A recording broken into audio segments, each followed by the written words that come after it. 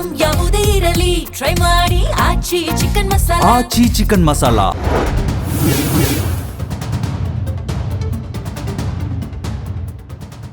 ನಮಸ್ಕಾರ, ಜಿ ಮುಖಾಮುಖಿ ಕಾರ್ಯಕ್ರಮಕ್ಕೆ ಸ್ವಾಗತ. ನಾನು ದಿವ್ಯಶ್ರೀ. ಇವತ್ತಿನ ಜಿ ಮುಖಾಮುಖಿ ಕಾರ್ಯಕ್ರಮದಲ್ಲಿ 2.25 ವರ್ಷದ ಕರ್ನಾಟಕ ಕಾಂಗ್ರೆಸ್ನ ಆಡಳಿತ, ಕ್ಷೇತ್ರದ ಅಭಿವೃದ್ಧಿ ಹೇಗೆ ಸಾಗಿದೆ, ಅನುದಾನ ಅನ್ನೋದು ಸಕಾಲಕ್ಕೆ ಲಭ್ಯವಾಗ್ತಿದೆಯಾ, ಇದಕ್ಕೆ ಸಂಬಂಧಪಟ್ಟಂತೆ ಮಾತಾಡೋದಕ್ಕೆ ಇವತ್ತು ನಮ್ಮ ಕಾರ್ಯಕ್ರಮದಲ್ಲಿ ಬಿಜೆಪಿ ಶಾಸಕರಾಗಿರುವಂತಹ ಸುರೇಶ್ ಗುರ್ಮೆ ಅವರು ಇವತ್ತು ನಮ್ಮ ಕಾರ್ಯಕ್ರಮದಲ್ಲಿದ್ದಾರೆ. ಮೊದಲಿಗೆ ಅವರಿಗೆ ಕಾರ್ಯಕ್ರಮಕ್ಕೆ ಸ್ವಾಗತವನ್ನು ಕೋರೋಣ. ಸರ್, ಕಾರ್ಯಕ್ರಮಕ್ಕೆ ಸ್ವಾಗತ. ಸರ್ಕಾರ ನೆರಳಾಗಿ ನಿಮ್ಮ ಕ್ಷೇತ್ರಕ್ಕೆ ಅನುದಾನವನ್ನ ಸಕಾಲಕ್ಕೆ ನೀಡ್ತಾ ಇದೆಯಾ? ಮೊದಲ ಪ್ರಶ್ನೆ. ಎಲ್ಲ ಶಾಸಕರು, ಕಾಂಗ್ರೆಸ್ ಶಾಸಕರು ಸೇರಿಸಿ ಒಂದು ರೀತಿಯ ಬ್ರಹ್ಮ ನಿರಸನ ಉಂಟಾಗಿದೆ ನಮಗೆ. ಆಸೆ ಆಕಾಶದಷ್ಟು, ಅವಕಾಶ ಸಾಸಿವೆಷ್ಟು ಅಂತ ಹೇಳ್ತಾರೆ. ನಮಗೆ ಅಕ್ಷರಕ್ಷ ಅದರ ಅನುಭವ ಆಗ್ತಿದೆ. ನೀವು ಅಸೆಂಬ್ಲಿಯಲ್ಲಿ ಕೂಡ ಇದ್ರ ಬಗ್ಗೆ ನಾವು ಮಾತಾಡಿದ್ದೀವಿ. ಮೊನ್ನೆ ಬಜೆಟ್ ಅಲ್ಲಿ ಕೂಡ ನಾನು ಮಾತಾಡಿದ್ದೇನೆ. ಬಹಳ ವೆರಿ ಅನ್ಫಾರ್ಚುನೇಟ್. ಬಹುಶಃ ಕೊಡಬಾರ್ದು ಅಂತಲ್ಲ, ಅವ್ರ ಕೈಯಲ್ಲಿ ಆಗ್ತಾ ಇಲ್ಲ ಅಂತೇಳಿ ನನಗೆ ಅನಿಸ್ತಾ ಇದೆ. ಸಿದ್ದರಾಮಯ್ಯ ಅವ್ರ ಬಗ್ಗೆ, ಅವರ ಒಂದು ರಾಜಕೀಯ ಹಿರಿತನದ ಬಗ್ಗೆ ನನಗೆ ತುಂಬಾ ಗೌರವ ಇತ್ತು. ಸುಮಾರು 14 ಬಜೆಟ್ ಅನ್ನು ಮಂಡನೆ ಮಾಡಿದ್ದಾರೆ. ಬಟ್ ಈ ಸಲದಲ್ಲಿ ಟೋಟಲ್ ಫ್ಲಾಪ್. ಅದು ಏನು ಕೊಡ್ಲಿಲ್ಲ, ಅವರು ಯಾವ ಕ್ಷೇತ್ರಕ್ಕೂ ಕೊಡ್ಲಿಲ್ಲ. ಇದು ಬಹುಶಃ ನಮಗೆ ಒಂದು ರೀತಿ ತುಂಬಾ ನೋವನ್ನು ತಂದಿರ್ತಕ್ಕಂಥ ವಿಚಾರ. ಯಾಕಂತೇಳಿ ನಾವು ಪ್ರಥಮ ಬಾರಿಗೆ ನಾವು ಶಾಸಕರಾಗಿರ್ತಕ್ಕಂಥದ್ದು. ನಾನು ನನ್ನ ಬದುಕಲ್ಲಿ ನನ್ನ ಸ್ವಂತಕ್ಕೆ ಯಾರನ್ನು ಏನು ಕೇಳಿದವನಲ್ಲ. ಆದ್ರೆ ನಾನು ಕೇಳಿದ್ರೆ ನಮ್ಮ ಕ್ಷೇತ್ರಕ್ಕೋಸ್ಕರ. ನನಗೆ ಅಂದ್ರೆ ಕಾಪು ಕ್ಷೇತ್ರದಲ್ಲಿ ಅತ್ಯಂತ ಹೆಚ್ಚಿನ ಬಹುಮತ, ಹಿಸ್ಟ್ರಿನಲ್ಲಿ, ಇತಿಹಾಸದಲ್ಲಿ ಅತ್ಯಂತ ಹೆಚ್ಚಿನ ಬಹುಮತವನ್ನು ಕೊಟ್ಟು ನನ್ನ ಜನ ಆಯ್ಕೆ ಮಾಡಿದ್ದಾರೆ. ನನಗೆ ಎಲ್ಲೋ ಅವರ ಬೇಡಿಕೆ ಈಡೇರಿಸಲಿಕ್ಕೆ ಆಗ್ತಾ ಇಲ್ಲ ಅಂತ ಒಂದು ಸಣ್ಣ ನೋವು ನನ್ನ ಮನಸ್ಸಿನೊಳಗೆ ಇದೆ. ನನಗೆ 2023 ವಿಧಾನಸಭಾ ಚುನಾವಣೆಯ ಪೂರ್ವದಲ್ಲಿ ಜನಸಾಮಾನ್ಯರನ್ನ ಮತ ಕೇಳುವಾಗ ಒಂದಷ್ಟು ಭರವಸೆಗಳನ್ನ ಕೊಟ್ಟಿರ್ತೀರಿ. ಅನುದಾನದ್ದು ಬೇಕು, ಆದ್ರೆ ನೀವು ಅಂದುಕೊಂಡ ಮಟ್ಟಿಗೆ ಅದರಲ್ಲಿ 1% ಅಂತ ನೋಡೋದಾದ್ರೆ ಈ ಮಟ್ಟಿಗೆ ಅಭಿವೃದ್ಧಿಯನ್ನ ನಾನು ಮಾಡಿದ್ದೀನಿ ಒಬ್ಬ ಶಾಸಕನಾಗಿ. ಇಲ್ಲ ನೋಡಿ, ನನಗಿಂತ ಮುಂಚೆ ಲಾಲಾಜಿ ಮೆಂಡನ್ ಅವರು ಶಾಸಕ ಆಗಿದ್ರು, ಸುನೀಲ್ ಕುಮಾರ್ ಅವರು ಶಾಸಕ ಆಗಿದ್ರು. ಮಿನಿಮಮ್ ಒಬ್ಬೊಬ್ಬ ಶಾಸಕನಿಗೆ 2,500 ಕೋಟಿ ಅನ್ನೋದನ್ನ ಬಂದಿರುವಂತದ್ದು. ನಾನು ತುಂಬಾ ನಾಚಿಕೆಯಿಂದ ಹೇಳ್ಕೊಳ್ತೇನೆ, ನಮಗೆ 50 ಕೋಟಿ ಕೂಡ ಬರಲಿಲ್ಲ. ಜನರಿಗೆ ಏನಂತ ಆನ್ಸರ್ ಕೊಡ್ಬೇಕು? ಜನರಿಗೆ ಅರ್ಥ ಆಗ್ತದೆ. ನಾವೆಲ್ಲ ಹೋಗ್ತೀವಿ, ನಮ್ಮಲ್ಲಿ ಹೇಳ್ತಾರೆ ರಸ್ತೆ, ನೀರು, ಕಾಲುವೆ, ಇದ್ರ ಬಗ್ಗೆ ಎಲ್ಲ ಕೇಳ್ತಾರೆ, ಆರೋಗ್ಯದ ಬಗ್ಗೆ ಕೇಳ್ತಾರೆ, ಶಿಕ್ಷಣ ಬಗ್ಗೆ ಕೇಳ್ತಾರೆ. 1 ರೂಪಾಯಿ ಬರ್ತಾ ಇಲ್ಲ. ಹಾಗಾಗಿ ಬಹುಶಃ ಒಂದು ರಾಂಗ್ ಟೈಮಲ್ಲಿ ನಾವು MLA ಆಗಿದ್ದೀವಿ ಅಂತೇಳಿ ನಾವು ಅನ್ಕೊಳ್ತಿದ್ವಿ. ನಾವೇನೋ ಒಂದು ಬ್ಯಾಡ್ ಟೈಮ್ ಅಲ್ಲಿ ನಾವು MLA ಆಗಿದ್ವಿ ಅಂತ ಹೇಳಿ ಅನ್ಕೊಳ್ತೀವಿ. ನಾನೊಬ್ಬ ಅಂತಲ್ಲ, ಎಲ್ಲರ ಅನುಭವ ಹಾಗೆ. ಒಬ್ಬ ಶಾಸಕರಾಗಿ ಆಯ್ಕೆಯಾದ ಸಂದರ್ಭದಲ್ಲಿ ಜನಸಾಮಾನ್ಯರಿಗೆ ನೀವು ಉತ್ತರವನ್ನು ಕೊಡಬೇಕು. ಯಾವ ಕಾರಣಕ್ಕೆ ಅನುದಾನ ಅನ್ನೋದು ಲಭ್ಯ ಆಗ್ತಾ ಇಲ್ವಾ, ಅಥವಾ ಯಾವ ಕಾರಣಕ್ಕೆ ನೀವು ಹೇಳಿದಂತ ಮಾತನ್ನ ನಾನು ನಡೆಸ್ಕೊಡಕ್ ಆಗ್ತಾ ಇಲ್ಲ ಅಂತ ಹೇಳಿ ನೀವು ಈ ಸಂದರ್ಭದಲ್ಲಿ ಒಂದು ಪರಾಮರ್ಶೆಯನ್ನ ಖಂಡಿತ ಮಾಡಿರ್ತೀರಿ. ಈ ಕಾರಣದಿಂದಾಗಿ ಅನುದಾನ ನಮಗೆ ಲಭ್ಯ ಆಗ್ತಾ ಇಲ್ಲ. ಇಲ್ಲ, ಏನಾಗಿದೆ, ಅವರು ಗ್ಯಾರಂಟಿ ಕೊಡಬಾರ್ದಂತಲ್ಲ, ಬಟ್ ಆದ್ರೆ ಅವರು ಈ ಬಹುಶಃ ಸರ್ಕಾರ ದಿವಾಳಿ ಆಗಿದೆ ಅಂತ ಅನ್ಕೊಳ್ತೇವೆ ನಾವು. ಯಾವ ಕ್ಷೇತ್ರದಲ್ಲಿ ಕೆಲಸ ಆಗ್ತಾ ಇಲ್ಲ. ನಾನು ಬಹುಶಃ ಸುಮಾರು ಜನ ಮಂತ್ರಿಗಳ ಮನೆ ಬಾಗಿಲು ಹೋಗಿದ್ದೇನೆ. ಅವರು ಇಲ್ಲಪ್ಪ, ಏನ್ ಮಾಡ್ಲಿ, ನಮ್ಗೆ ಫಂಡ್ ಅಲೋಕೇಶನ್ ಆಗ್ತಾ ಇಲ್ಲ ಅಂತೇಳಿ. ಒಳ್ಳೆಯವರು ಇದ್ದಾರೆ, ಏನ್ ಕೆಟ್ಟವರು ಅಂತಲ್ಲ, ಎಲ್ರು ಸುಮಾರು ಜನ ಒಳ್ಳೆಯವರು ಇದ್ದಾರೆ. ಅವರು ಮನದ ಆಳದ ಮಾತು ತುಂಬಾ ನೋವು ನಾವು ಹೋದಾಗ ಹೇಳ್ತಾರೆ, ಇಲ್ಲ ಕೊಡ್ಬೇಕಂತ ಆಸೆ ಇದೆ, ಬಟ್ ನಿಮ್ಮಂತ ಸಜ್ಜನರು ರಾಜಕಾರಣ ಬಂದಿದ್ದೀರಿ, ಖಂಡಿತ ನೀವು ನಮ್ಮನ್ನೇ ಕೇಳಬೇಕು, ಅದು ಏನ್ ಮಾಡ್ತೀವಿ, ವಿ ಆರ್ ಹೆಲ್ಪ್ಲೆಸ್ ಅಂತ ಹೇಳಿ ಹೇಳ್ತಾರೆ. ವಾಸ್ತವ ಅಂತ ಹೇಳಿ. ವಾಸ್ತವ. ಕಾಪು ಸರ್ ಹೊಸದಾಗಿ ರಚನೆಯಾಗಿದ್ದು, ಈ ನಿಟ್ಟಿನಲ್ಲಿ ಆ ಭಾಗದ ಜನ ಏನ್ ಕೇಳ್ತಾರೆ ಅಂದ್ರೆ, ಮೂಲಭೂತವಾಗಿ ಒಂದೊಳ್ಳೆ ರಸ್ತೆ ಇರ್ಬೋದು, ಸರ್ಕಾರಿ ಆಸ್ಪತ್ರೆ ಇರ್ಬೋದು, ಸರ್ಕಾರಿ ಶಾಲೆಗಳ ಅಭಿವೃದ್ಧಿ ಇರ್ಬೋದು, ಈ ನಿಟ್ಟಿನಲ್ಲಿ ಏನಾದ್ರು ಕೆಲಸಗಳಾಗ್ತಾ ಇದೆಯಾ? ಇಲ್ಲ, ನಾನು ಒಂದು ತಾಲೂಕು ಆಸ್ಪತ್ರೆ ಆಗ್ಬೇಕು ಅಂತೇಳಿ ಆಸೆ ಇತ್ತು. ಒಂದು 100 ಬೆಡ್ ಹಾಸ್ಪಿಟಲ್ ಕೇಳಿದ್ದೆ. ಅದನ್ನ ಏನ್ ಮಾಡಿದ್ರು, ಒಂದು ಕಮ್ಯುನಿಟಿ ಹೆಲ್ತ್ ಸೆಂಟರ್ ಅಂತೇಳಿ ಇದು ಮಾಡಿದ್ರು. ಒಂದು primary health centre, community health centre 5 ಕೋಟಿ ರೂಪಾಯಿ ಕೊಟ್ಟಿದ್ದಾರೆ. ಆಮೇಲೆ ಅಲ್ಲಿ ಟೂರಿಸಂ ಫೋಕಸ್ ಮಾಡಬೇಕು ಅಂತ ಆಸೆ ಇತ್ತು. ಅಲ್ಲೂ ಆ ಕ್ಷೇತ್ರದಲ್ಲಿ ಕೂಡ ಅಷ್ಟು ಕೆಲಸ ಆಗ್ತಾ ಇಲ್ಲ. ಇತ್ತೀಚೆಗೆ DK ಶಿವಕುಮಾರ್ ಅವರು ಮಂಗಳೂರಿಗೆ ಬಂದು ಒಂದು ಒಳ್ಳೆ ಸಭೆಯನ್ನ ಮಾಡಿದ್ದಾರೆ. ಮುಂದೆ ನಾವು ಆಶಾವಾದಿಗಳಾಗಿದ್ವಿ. ಅಸೆಂಬ್ಲಿಯಲ್ಲಿ ನಾನೇ ಅದ್ರ ಬಗ್ಗೆ ಪ್ರಸ್ತಾಪ ಮಾಡಿದೆ ನಾನು. ಆಮೇಲೆ ಪ್ರತಿ ಹಳ್ಳಿನಲ್ಲಿ ಕೂಡ ನಮ್ಮಲ್ಲಿ ಗೊತ್ತಿರ್ಬೋದು, ಭೌಗೋಳಿಕವಾಗಿ ಸಿಕ್ಕಾಪಟ್ಟೆ ಮಳೆ ಬರುವಂತ ಜಾಗ.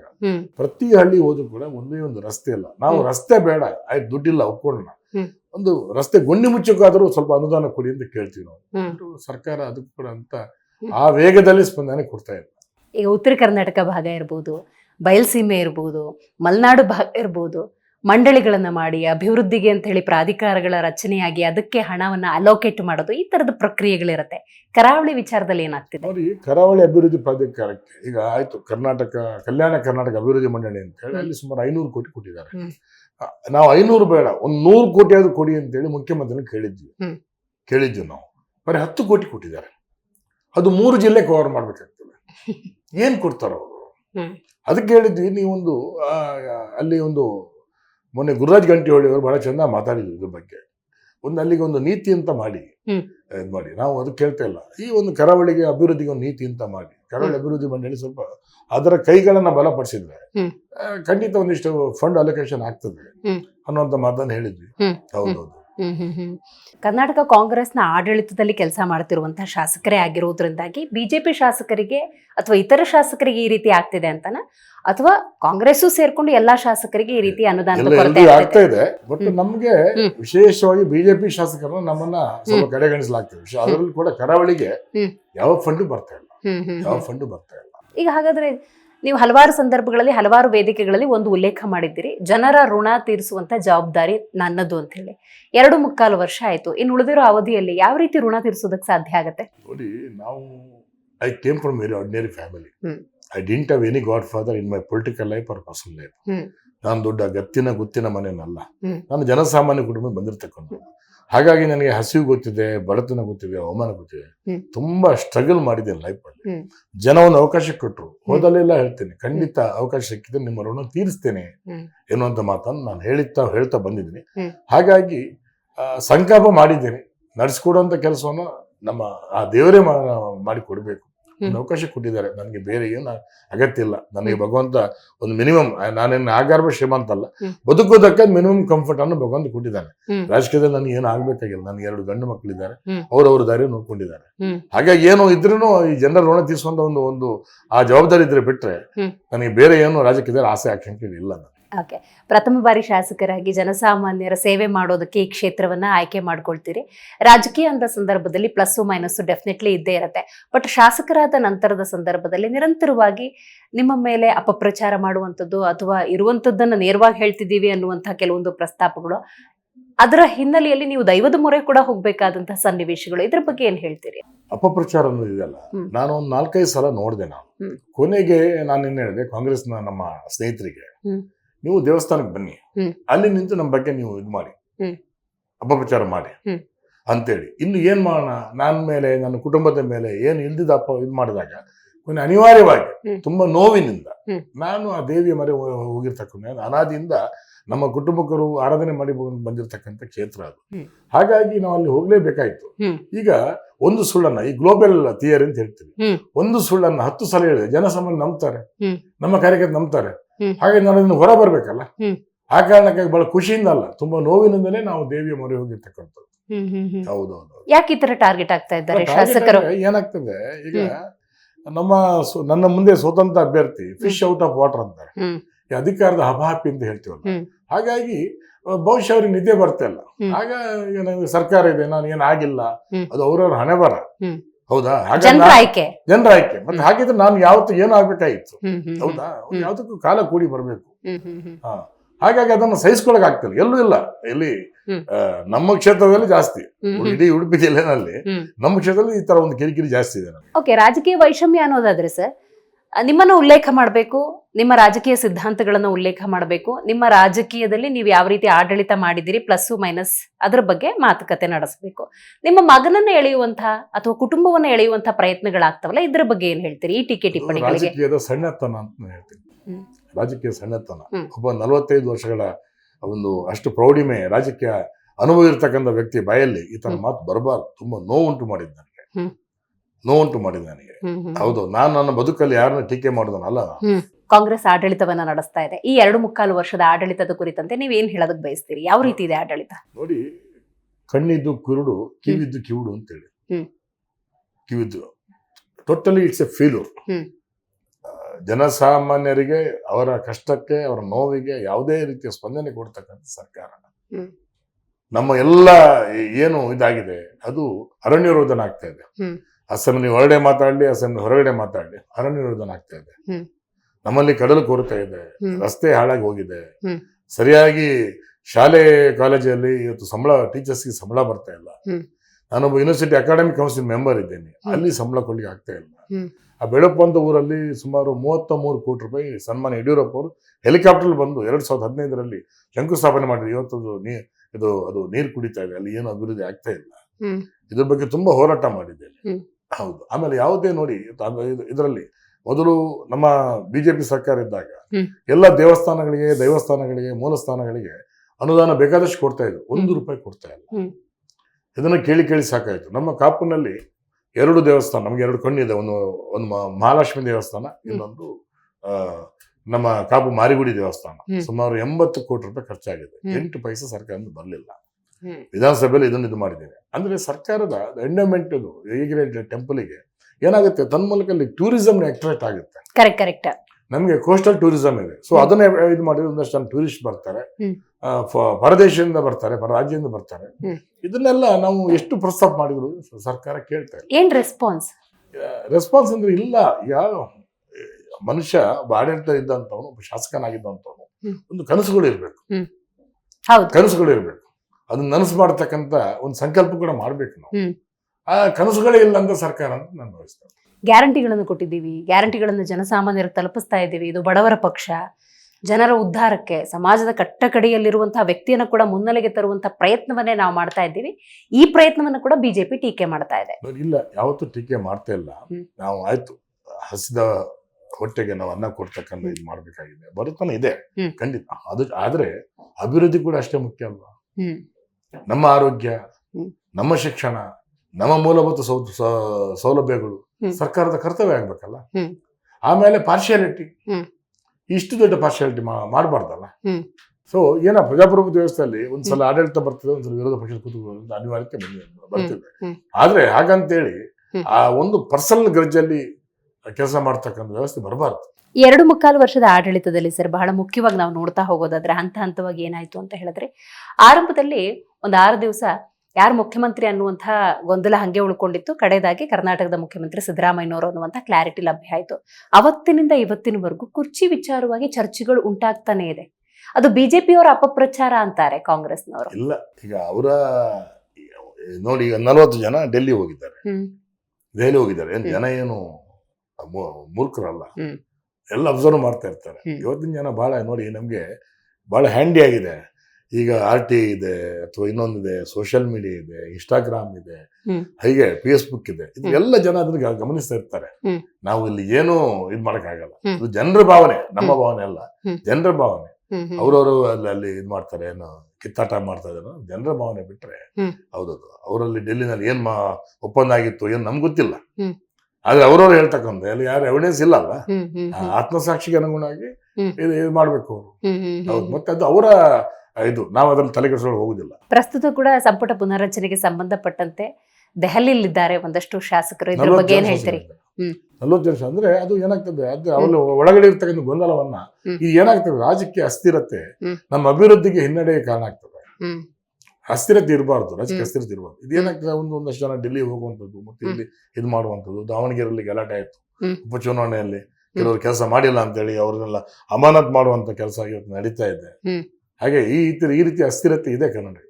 ಆಯ್ತು ಸರ್, ನೀವು ಹೇಳಿದ ಹಾಗೆ ಯಾವುದೇ ರೀತಿ ಗೊಂದಲ ಇಲ್ಲದ ಆಡಳಿತವನ್ನ ಕೊಡಬೇಕು ಅನ್ನೋದನ್ನೇ ಸರಿ ಅಂತ ಅನ್ಕೊಳ್ಳೋಣ. ಆದ್ರೆ ಹಲವಾರು ಸಂದರ್ಭದಲ್ಲಿ ಕಾಂಗ್ರೆಸ್ನ ಕೆಲ ನಾಯಕರು ಹೇಳಿದ್ದಾರೆ, ಭೂತದ ಬಾಯಲ್ಲಿ ಭಗವದ್ಗೀತೆ, 3 CM-ಗಳ ಬದಲಾವಣೆ ಆಗುತ್ತೆ, DCM-ಗಳನ್ನು ಮಾಡದ ಬಿಜೆಪಿ ನಮಗೆ ಪಾಠ ಮಾಡಕ್ ಬರುತ್ತೆ ಅಂತ ಹೇಳಿ. ಇಲ್ಲ, ಇದು ಜನರ ಭಾವನೆ. ವಿರೋಧ ಪಕ್ಷದವರಾಗಿ ನಾವೇನ್ ಮಾಡಬೇಕು, ನಾವು we are the reflection of the society. ಹೌದಾ? ಜನರ ಭಾವನೆ ನಾವು ಹೇಳುವಂತದ್ದು, ಜನರ ಭಾವನೆ ಹೇಳ್ತಕ್ಕಂಥ. ಕಾಂಗ್ರೆಸ್ ಅವರ ಭಾವನೆ ಅಂತಲ್ಲ, ಜನರ ಭಾವನೆ ಈ ರೀತಿ ಇದೆ ಅಂತ ಹೇಳಿ. ಮತ್ತೆ that is beauty of democracy. ಒಂದಿಷ್ಟು ಚರ್ಚೆಗಳು, ಬದಲಾವಣೆಗಳು, ಪರಿವರ್ತನೆ ಜಗದ ನಿಯಮ ಅಂತ. That is beauty of democracy. ಹೌದು. ಉಪಚುನಾವಣೆಯ ಫಲಿತಾಂಶದ ಬಗ್ಗೆ ನಿರೀಕ್ಷೆಗಳು ಹೇಗಿದೆ? ಎಲ್ಲ 2 ದಿನ ನಾವು ಗೆಲ್ತೀವಿ ಅಂತ ಹೇಳಿ ನಮಗೆ ಅಲ್ಲಿ ಬಂದಿರತಕ್ಕಂಥ ಸುದ್ದಿ. ನಮ್ಗೆ ನಾನು ಕೇರಳಕ್ಕೆ ಹೋಗಿದ್ದೆ, ನಾನು ಇಲ್ಲಿ ಇರ್ಲಿಲ್ಲ. ಆದ್ರೆ ದಾವಣಗೆರೆ ಮತ್ತು ಬಾಗಲಕೋಟೆ 2 ಕಡೆ ಗೆಲ್ಲುವಂತ ಅವಕಾಶ ಇದೆ ಅಂತ ಹೇಳಿ. 2.25 ವರ್ಷದ ಆಡಳಿತದ ಫಲಿತಾಂಶ ಈ ಚುನಾವಣೆಯಲ್ಲಿ ಹೊರಗೆ ಬರುತ್ತೆ ಅಂತ ಅನ್ಕೊಳ್ಬಹುದಾ?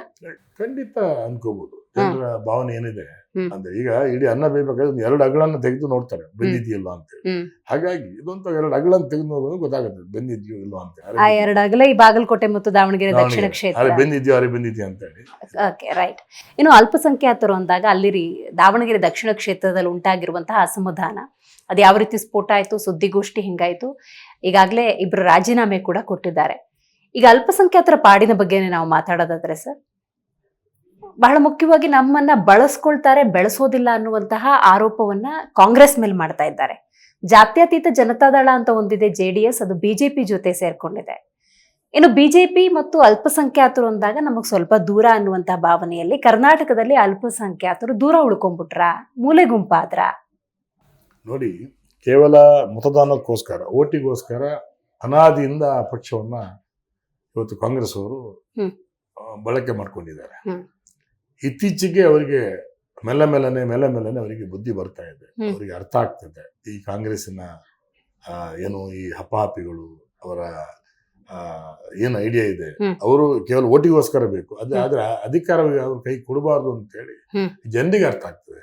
ಆ ಜನರ ಭಾವನೆ ಅವರು ಅಲ್ಲಲ್ಲಿ ತಿಳಿಸ್ತಾ ಇದ್ದಾರೆ, ಸ್ಫೋಟ ಆಗ್ತದೆ.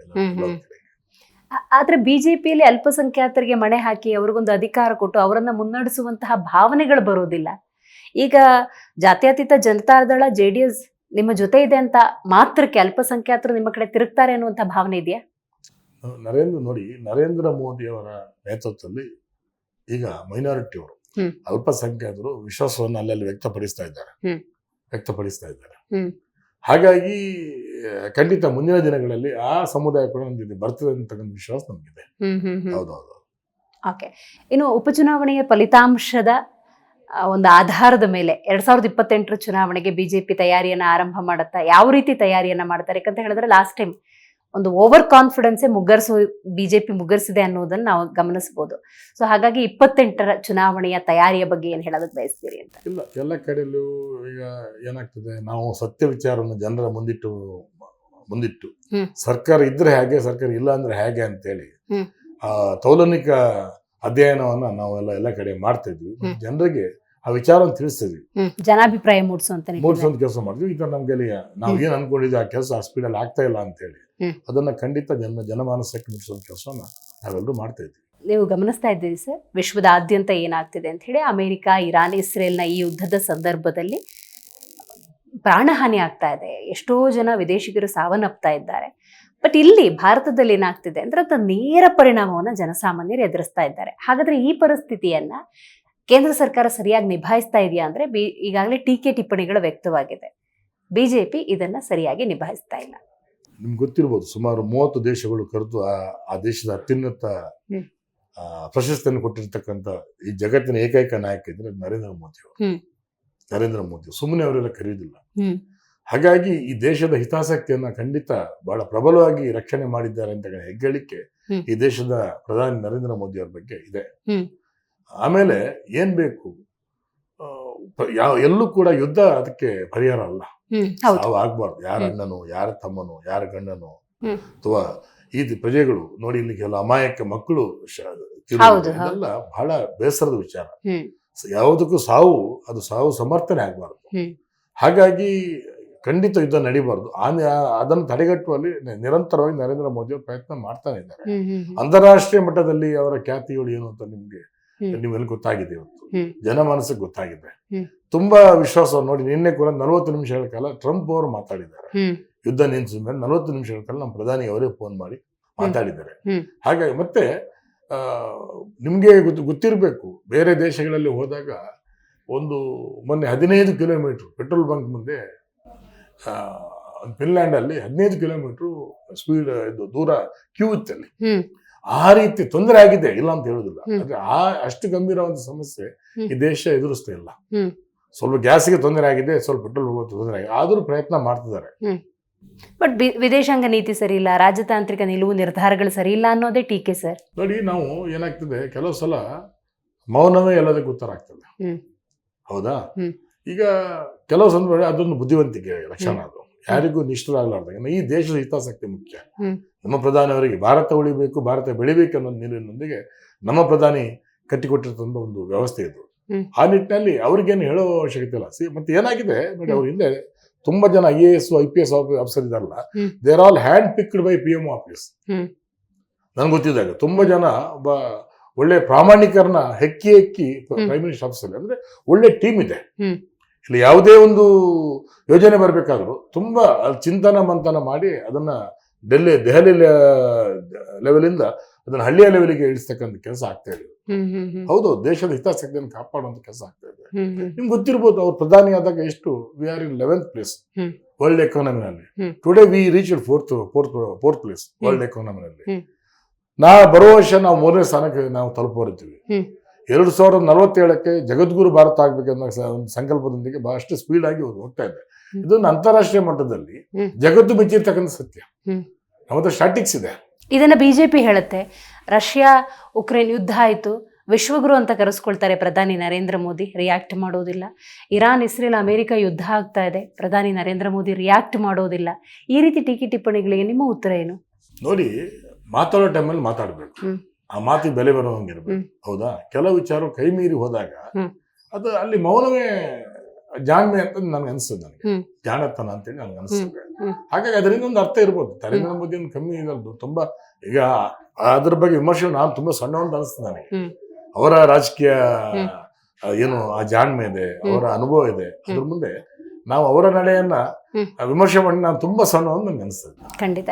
ಇನ್ನು ಇರಾನ್ನ ಸರ್ವೋಚ್ಚ ನಾಯಕ ಸರ್ ಆಯತುಲ್ಲಾ ಅಲಿ ಖಮೇನಿ ಅವರ ಹತ್ಯೆಯಾದ ಸಂದರ್ಭದಲ್ಲಿ ಒಂದು ಸಂತಾಪವನ್ನು ಕೂಡ ಸೂಚಿಸೋದಿಲ್ಲ ಅನ್ನುವಂಥ ಟೀಕೆ ವ್ಯಕ್ತವಾಗುತ್ತೆ.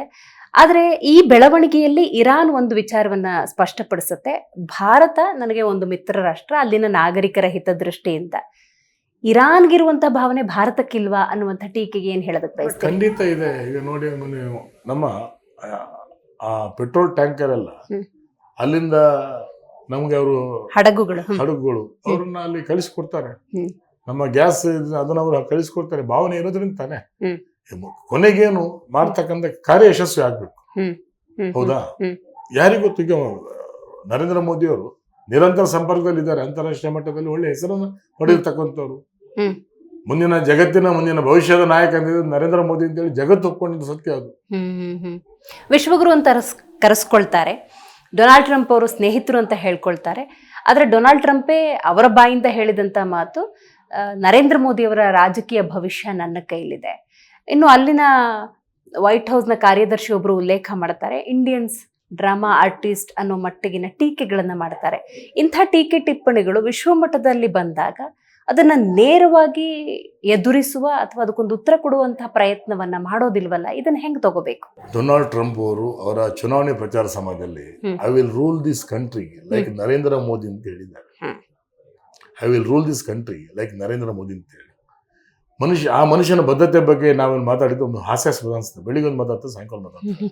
ತುಂಬಾ ಸೀರಿಯಸ್ ಆಗಿ, ವೆರಿ ಅನ್ಫಾರ್ಚುನೇಟ್. ಆ ತರದ ಒಬ್ಬ ಸಣ್ಣ ಮನಸ್ಸಿನ ನಾಯಕ ಇಷ್ಟವರೆಗೆ ಅಮೆರಿಕದಲ್ಲಿ ಬರಲಿಲ್ಲ. ಅವರೊಂದು ಸ್ಟಡಿ ಆಗಿರ್ಬೇಕು ಅಲ್ವಾ? ಹಾಗಾಗಿ ಏನಾಗ್ತದೆ, ಎಲ್ಲರೂ ಅವರ ಮೂಗಿನ ನೇರಕ್ಕೆ ಮಾತಾಡೋದಲ್ಲ. ವ್ಯಕ್ತಿತ್ವವನ್ನ ಟ್ರಂಪ್ ಹೇಳಿದ ತಕ್ಷಣ ನರೇಂದ್ರ ಮೋದಿ ಅವರು ಸಣ್ಣವರಾಗುದಿಲ್ಲ, ಹೊಗಳಿದ ದೊಡ್ಡವರಾಗುದಿಲ್ಲ. ಅವರ ವ್ಯಕ್ತಿತ್ವ ತೂಕದ ವ್ಯಕ್ತಿತ್ವ ಇರತಕ್ಕಂಥ ವ್ಯಕ್ತಿ ನಮ್ಮ ನರೇಂದ್ರ ಮೋದಿ ಅಂತ ಹೇಳ್ತಾರೆ. ಅಂದ್ರೆ ನಾಗರಿಕರ ಜೀವನ ಆತನ ಮನಸ್ಥಿತಿ ಮೇಲೆ ಡಿಪೆಂಡ್ ಆಗಿದೆಯಲ್ಲ ಅನ್ನೋದು ನಿಜಕ್ಕೂ ಕೂಡ ದುರ್ದೈವ ಸರ್. ಅದನ್ನು ಹೊರತುಪಡಿಸಿ ಯುದ್ಧದ ನೇರ ಪರಿಣಾಮ ಅಡುಗೆ ಮನೇಲಿ ಆಗ್ತಾ ಇದೆ, ಯುದ್ಧದ ನೇರ ಪರಿಣಾಮ ಕೃಷಿ ಚಟುವಟಿಕೆಗಳ ಮೇಲೆ ಆಗ್ತಾ ಇದೆ. ನಿಮ್ಮ ಕ್ಷೇತ್ರದಲ್ಲಿ ಹೇಗಿದೆ ಸರ್? ಸಿಲಿಂಡರ್ ಸಿಗ್ತಾ ಇದೆಯಾ? ಗ್ರಾಮೀಣ ಭಾಗದಲ್ಲಿ ಯಾವ ರೀತಿ ಸಮಸ್ಯೆಗಳನ್ನು ಎದುರಿಸ್ತಾ ಇದ್ದಾರೆ? ಈಗ ಆಲ್ರೆಡಿ ಬೆಲೆ ಏರಿಕೆಯ ಸಮಸ್ಯೆಗಳಿರೋದ್ರಿಂದಾಗಿ ಜನರ ಬದುಕು ಹೆಂಗಿದೆ ಸರ್? ಜನರ ಬದುಕು ಖಂಡಿತ ಒಂದು 20-25% ನಮ್ಮ ಎಫೆಕ್ಟ್ ಆಗಿದೆ. ಸತ್ಯನ ಒಪ್ಕೊಳ್ಳೇಬೇಕು. ನಮ್ಮಲ್ಲೂ ಸಿಲಿಂಡರ್ ಸಮಸ್ಯೆ ಆಗ್ತಾ ಉಂಟು. ದಿನ 100 ಫೋನ್ ಬರ್ತಾ ಇದ್ವಿ. ನಾವು ಅಧಿಕಾರಿಗಳಿಗೆ ಫುಡ್ ಡಿಪಾರ್ಟ್ಮೆಂಟ್ ದಿನ ನಿತ್ಯ ಮಾತಾಡ್ತಿದ್ವಿ, ದಯವಿಟ್ಟು ಜನರಿಗೆ ತೊಂದರೆ ಆಗಲಾರ್ದಂಗೆ ಮಾಡಬೇಡಿ ನೀವು ಅಂತೇಳಿ. ಕೆಲವು ಹೋಟೆಲ್ ಎಲ್ಲ ಬಂದು, ಬೇಸಿಕಲಿ ವಿ ಆರ್ ಹೋಟೆಲಿಯರ್ಸ್. ಮುಂಬೈಲಿ ನಮಗೂ ಸಮಸ್ಯೆ ಆಗ್ತಾ ಉಂಟು. ಸತ್ಯ ಒಪ್ಕೊಳ್ಬೇಕು. ಬಟ್ ಒಂದು 75% ನಮ್ಮಲ್ಲಿ ಇದೆ. But comparatively we are better than any other country. ಹೌದು. ಬಿಜೆಪಿಯಲ್ಲಿ ಸರ್ ಸಂಘಟನೆ ಹೇಗೆ ಸಾಗಿದೆ? ಪ್ರಾಥಮಿಕ ಹಂತದಲ್ಲಿ ಜನರನ್ನು ಚೆನ್ನಾಗಿದೆ. ನಮ್ಗೆಲ್ಲ ಹಿರಿಯರ ಮಾರ್ಗದರ್ಶನ ನೋಡಿ, BS ಯಡಿಯೂರಪ್ಪ ಅವರು ಅಷ್ಟು ವರ್ಷ ಕಷ್ಟಪಟ್ಟಿರ್ತಕ್ಕಂಥ ಕಷ್ಟ, ಅನಂತರದಲ್ಲಿ ಈಗಿನ ಅಧ್ಯಕ್ಷರು, ಹಾಗೆ ನಮ್ಮ ಹಿರಿಯ ನಾಯಕರು, ವಿಶೇಷ ನಮಗೆ ದೊಡ್ಡ ಶಕ್ತಿ ಅಂತ ಹೇಳಿದ್ರೆ ಏನು, ನರೇಂದ್ರ ಮೋದಿ ಅವರು. ಜನ ಅವರು ನಂಬ್ತಾರೆ. ಹ್ಮ್. ಆಮೇಲೆ ಅಮಿತ್ ಶಾ ಅಂತವ್ರು, ಹ್ಮ್. ಆಮೇಲೆ JP ನಡ್ಡಾ ಅಂತವ್ರು, ಈಗ ಹೊಸದಾಗಿ ಹಾಗೆ ರಾಷ್ಟ್ರೀಯ ಅಧ್ಯಕ್ಷರು, ನಿತಿನ್ ಅಬ್ಬಿನ್ ಅವರು. ಹೌದು, ನಿತಿನ್ ಅವರು. ಹ್ಮ್. ಹೀಗೆ ಇಂಥವರ ಮಾರ್ಗದರ್ಶನದ ಮೇಲೆ ಕೆಲಸ ಮಾಡ್ತಿದೆ. ಈಗ ನಾನು ಹೇಗೆ ಯೋಚನೆ ಮಾಡಿ ಹಾಗೆ ಸಂಘಟನೆ ಮಾಡೋ ಸ್ಥಿತಿ ಅದಲ್ಲ. ನಮ್ಮಲ್ಲಿ ಒಂದು ಒಂದು ಒಂದು ಪದ್ಧತಿ ಅಂತ ಇರ್ತದೆ. ಅವರ ಮಾರ್ಗದರ್ಶನ ಮೂಲಕನೇ ನಾವು ಪಕ್ಷವನ್ನು ಕಟ್ತಾ ಹೋಗ್ಬೇಕು. ಸರಿ, ಹಿಂದೆ ಒಂದು ಮಾತನ್ನ ಹೇಳ್ತೀರಿ, DK ಶಿವಕುಮಾರ್ ಅವರು ಅದೃಷ್ಟವಂತರು ಅಂತ ಹೇಳಿ. ಯಾವ ಕಾರಣಕ್ಕೆ ಈ ವಿಚಾರ ಪ್ರಸ್ತಾಪ? ನಮ್ಮ ಮಾರಿ ಪೂಜೆ, ಒಂದು ಮಾರಿಗುಡಿ ಅಂತಿತ್ತು, ಒಂದು 70 ಕೋಟಿ ರೂಪಾಯಿ ಇದಾಯ್ತು.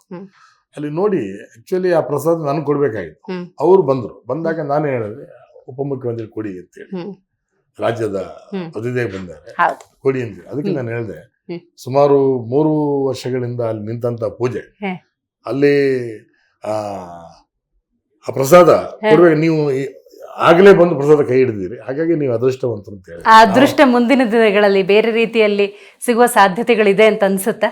ನೋಡಿ, ಎಲ್ಲ ದೈವ ನಿರ್ಣಯ, ಯಾವತ್ತಲ್ಲಿ ಏನಾಗ್ಬೇಕು ಅಂತ ಹೇಳಿ ಎಲ್ಲ ದೈವ ನಿರ್ಣಯ. ನಾವು ನಮ್ಮ ಸ್ಥಳಕ್ಕೆ ಬಂದಾಗ ನಾವು ಪಕ್ಷ ನೋಡದೆ ಕಾಯ ವಾಚ ಮನಸ್ಸ ಅವ್ರು ಬಂದಿದ್ದಾರೆ, ಅವ್ರ ಸ್ಥಾನಕ್ಕೆ ನಾವು ಬೆಲೆ ಕೊಡ್ತಕ್ಕಂಥ ವಿಚಾರವನ್ನು ಮಾಡಿದ್ವಿ. ನಾವು ಅವತ್ತು ಮಾತಾಡ್ತಾ ನಾನು ಹೇಳಿದೆ, ಅತ್ಯಂತ ಅದೃಷ್ಟವಂತರು ನೀವು ಅಂತ. ಯಾಕಂದ್ರೆ ಬಹಳ ನಾವು ಒಂದೇ ₹1 ಯಾರನ್ನು ಕೇಳದೆ 70 ಕೋಟಿ ರೂಪಾಯಿ ಹಣ ಹರಿದು ಬಂತಲ್ಲ. ಸುಮಾರು 1 ಗ್ರಾಮು 2 ಗ್ರಾಮು, ಕೆಲವರು ಮೂಗುತಿ ಹಾಕಿದ್ದಾರೆ, ಕೆಲವರು ಬೆಂಡೋಲೆ ಹಾಕಿದ್ದಾರೆ, 16.5 ಕಿಲೋ ಚಿನ್ನ ಬಂತಲ್ಲ. ಹಾಗಾಗಿ ಒಂದು ಸಿದ್ಧಿ ಕ್ಷೇತ್ರ ಅದು. ಖಂಡಿತ. ಇನ್ನು ಕಡೆದಾಗಿ ಸರ್, ರಾಜ್ಯದಲ್ಲಿ ಕುರ್ಚಿ ಕಾಳಗ ಅನ್ನೋದು ನಡೀತಾ ಇದೆ, ಸಂಪುಟ ಪುನರ್ರಚನೆಯ ಕಸರತ್ತು ಕೂಡ ನಡೀತಾ ಇದೆ. ರಾಜ್ಯದ ಜನರ ಹಿತವನ್ನ ಕಾಪಾಡೋದು ಯಾರಪ್ಪ ಅನ್ನುವಂತ ಪ್ರಶ್ನೆಗೆ ನಿಮ್ಮ ಉತ್ತರ ಏನು? ನಮ್ದು ಒಂದೇ, ಬಹುಜನ ಹಿತಾಯ ಅಂತೇಳಿ. ಜನರ ಬೇಕು ಬೇಡಗಳನ್ನು ನಾವು ಇದು ಮಾಡಬೇಕು.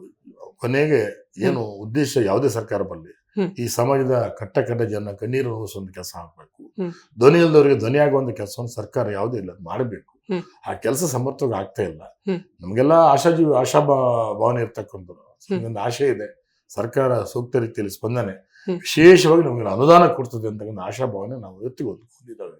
ಯಾಕಂದ್ರೆ ತುಂಬಾ ಬೇಡಿಕೆ ಇದೆ ಜನರಿಗೆ. ಬರ್ತಾ ಬರ್ತಾ ಬರ್ತಾ ಜನ ನಮ್ಮ ಬಗ್ಗೆನೆ ಇದು ಏನು ಆಗ್ತಾ ಇಲ್ಲ ಅನ್ನೋಂಥದ್ದು ಅಸಹನೆಯನ್ನು ಕೂಡ ಜನ ಅಲ್ಲಲ್ಲಿ ವ್ಯಕ್ತಪಡಿಸಿದ್ದಾರೆ. ಹಾಗಾಗಿ ನಮ್ಗೊಂದು ಆಶಾ ಭಾವನೆ ಇದೆ. ಖಂಡಿತ ಸರ್ಕಾರ ಮುಂದಿನ ದಿನಗಳಲ್ಲಿ ಒಳ್ಳೆಯ ಆ ಒಂದು ಕೆಲಸವನ್ನು ಮಾಡ್ತದೆ, ಜನರ ನಿರೀಕ್ಷೆ ತಕ್ಕಂಥ ಕೆಲಸ ಮಾಡ್ತದೆ. ಯಾಕಂದ್ರೆ ಇರ್ತಕ್ಕಂಥ ಇನ್ನು 2 ವರ್ಷ, ಅದರೊಳಗೆ ನಾವು ಜನಮಾನಸಕ್ಕೆ ಹತ್ತಿರ ಆಗ್ಬೇಕು.